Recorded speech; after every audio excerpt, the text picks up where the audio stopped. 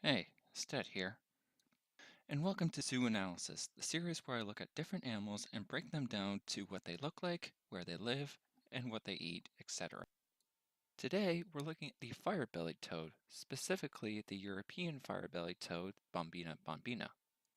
The fire-bellied toad falls under the class Amphibia, a group of animals that divide their time between land and water. They are also in Nurans, the order of frogs and toads, and despite their common name, they are not true toads, but frogs.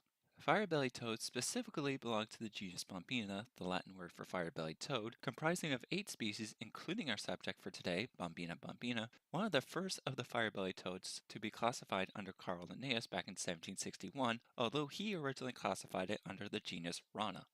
The European fire-bellied toad is usually dark brown or gray with black bumps, making it very toad-like.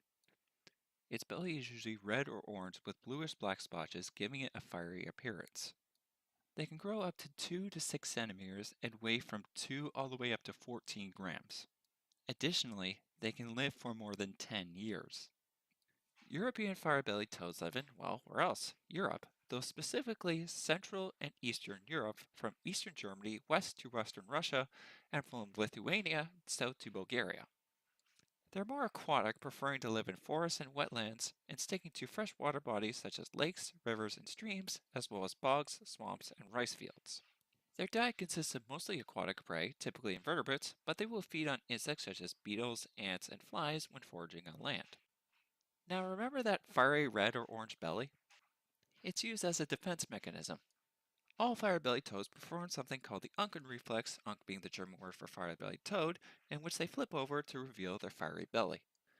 Revealing their bright colors is supposed to signal to predators that they are poisonous, though I guess to larger predators it's just a slight irritant since they are still being preyed upon and eaten.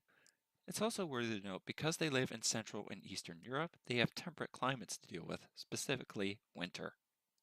Because they cannot regulate their body temperatures like endothermic or warm-blooded animals such as mammals and birds can, they cannot hibernate.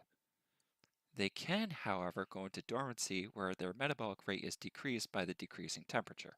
Thus, fire-bellied toads lie dormant at the bottom of lakes from October till April.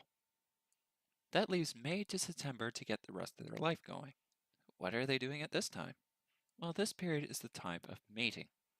Males will call to females from underwater. Should a male find a mate, he will wrap his arms around her and proceed to mate. Once successfully mated, the female will lay up to 300 eggs. The eggs hatch in 2 months, from which they become tadpoles and take 3 years to metamorphosize and mature, granted they haven't been eaten yet. After this, they should live for at least 10 more years, again should they survive and not be eaten. Wild specimens while under threat are noted as least concerned by the IUCN Red List, where threats range from urban development to pollution, pretty much threats to almost any animal on land. Fire-bellied toads, however, are common in the pet trade, being the second most traded frog. And it's hard not to see why. I mean, they are colorful, at least their bellies are, and unlike more brightly colored poison frogs, they're much, much cheaper. It is noteworthy that the Oriental fire-bellied toad is the more common species, along with the yellow-bellied toad, due to the brighter overall coloring, whereas in comparison, the European fire-bellied toad is much darker with dark brown or gray skin, and even a darker belly. I won't go into too much detail about these animals as pets, as I'm going for dissecting the details on these creatures in the wild. Just know that if you're looking for a colorful frog and can't fork out the cash for a poison frog, no matter how cool looking they are, there's a cheaper option. And that is the fire-bellied toad. Despite its deceiving name, it's quite the fascinating creature. Normally when I think of a poisonous frog, I think of the tropics.